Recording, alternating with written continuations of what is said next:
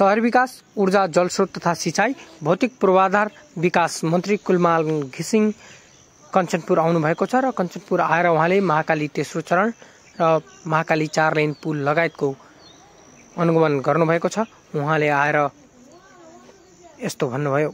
गरिरहेछौँ, उहाँलाई चाहिँ रिक्वेस्टमेन्ट पठाएका छौँ। यो चाँडै नै पानी आउँछ भन्ने हामीलाई विश्वास छ र यो जुन टनकपुर के अरे यो हाम्रो महाकाली पुल यसलाई महाकाली 4 लेनको पुलको निरीक्षण गऱ्यौँ।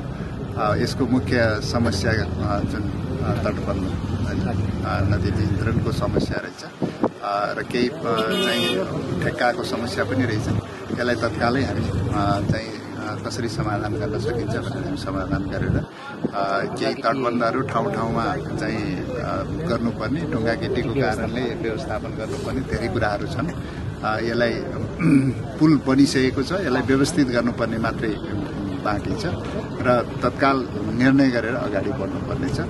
निर्णय गर्न चाहिँ समस्या भयो भने त्यसको कारण पनि हुनु पर्यो हैन। निर्णय गर्ने निकायहरूले तत्काल निर्णय गरेर अगाडि बढ्नुपर्छ। त्यही हुनाले यसलाई चाहिँ आगामी वर्षाभन्दा पहिले नै यसको समस्या समाधान हुनुपर्छ र यो पुललाई चाहिँ फुल फ्लेजमा चलाउनुपर्छ भनेर हामीलाई